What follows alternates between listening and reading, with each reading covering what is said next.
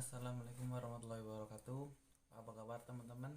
Ya, semoga kabar teman-teman baik selalu ya. Sebelumnya yang terhormat Bapak Rektor Amikom Purwokerto Bapak Firdiana, yang terhormat Bapak Andi selaku pengampu matkul Teknopreneurship, yang terhormat seluruh jajaran dan staf kepengurusan Universitas Amikom Purwokerto. Sebelumnya perkenalkan, kami dari kelompok 4 ingin mempresentasikan hasil diskusi tentang model bisnis dan ide bisnis yang telah kami diskusikan. Namun sebelum presentasi, sebenarnya perkenalkan, untuk saya sendiri namanya Tegar Prasetyo. Selanjutnya nanti ada teman saya namanya Anjani Intan. Selanjutnya ada Friska Amelia. Selanjutnya ada Iqbal Sidik. Dan yang terakhir nanti ada Tony. Dan langsung saja kita masuk ke materi yang akan kita sampaikan. Di sini saya akan menjelaskan tentang analisa SWOT.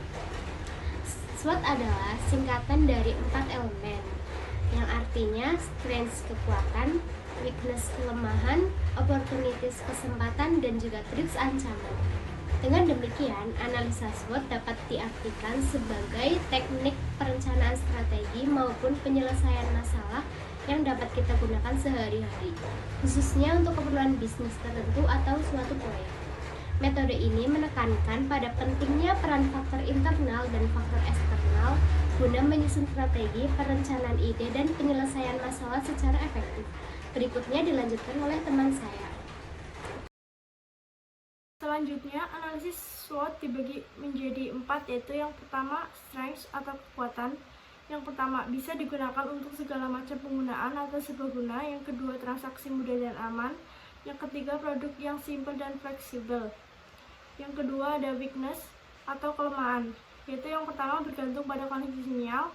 Yang kedua, keuntungan tidak terlalu banyak. Yang ketiga, terkadang juga menyewa tempat. Yang ketiga, ada opportunity atau peluang. Itu yang pertama, peluang pasar yang luas dan hampir semua golongan membutuhkan.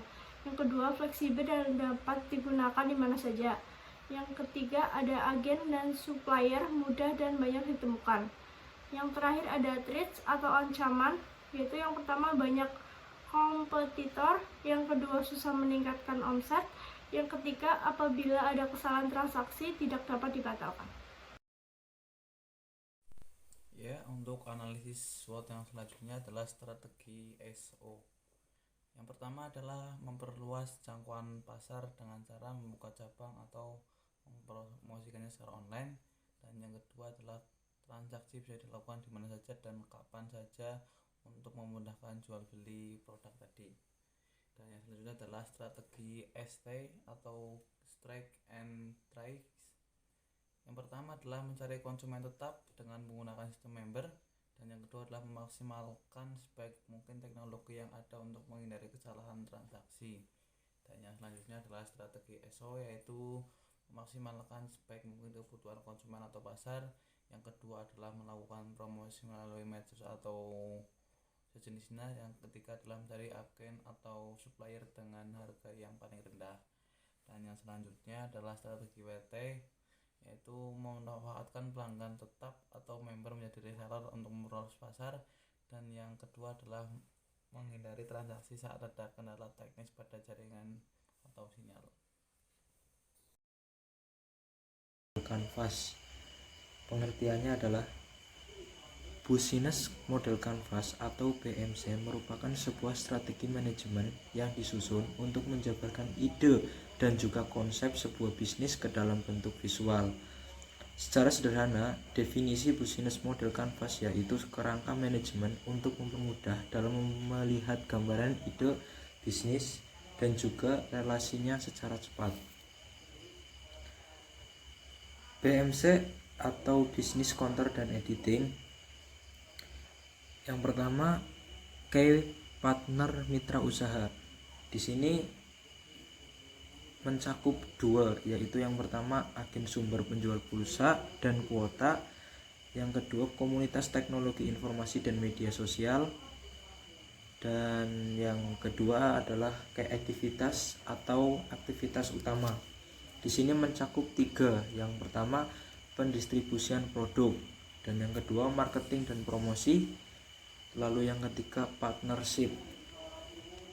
Untuk yang ketiga key resources atau sumber daya utama.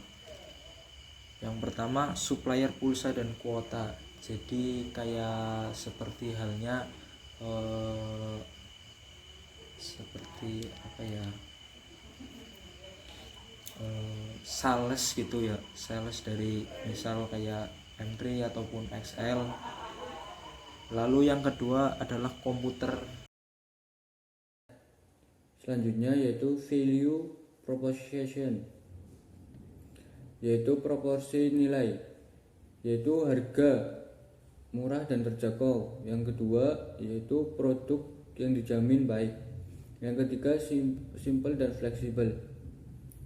Yang selanjutnya adalah customer relationship, yang di dalamnya ada beberapa poin, yaitu membentuk komunitas agen dan reservoir.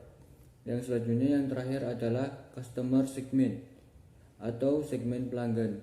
Di dalam segmen pelanggan ini terdapat elemen, yaitu seluruh elemen masyarakat, yaitu dalamnya terdapat keterlibatan masyarakat dalam bisnis tersebut. Baik, selanjutnya akan dijelaskan oleh. Dan ini adalah materi bisnis model kanvas yang terakhir, yaitu channel atau saluran adalah melalui media online dan media sosial dan online shop. Yang kedua adalah cost struktur atau struktur biaya, yaitu biayanya dibagi menjadi 3, ada biaya penjualan produk, biaya perawatan komputer, dan biaya internet dan promosi. Dan yang terakhir adalah revenue stream atau arus pendapatan, yang dimana terdapat 2 poin, yaitu penjualan pulsa dan kuota. Yang kedua adalah keuntungan hasil editing. Ya, mungkin itu saja dari kelompok kami yang dapat kami sampaikan.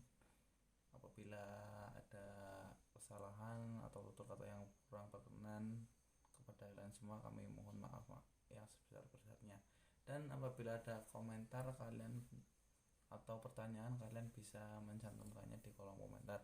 Itu saja dari kami. Sekian, terima kasih. Wassalamualaikum warahmatullahi wabarakatuh.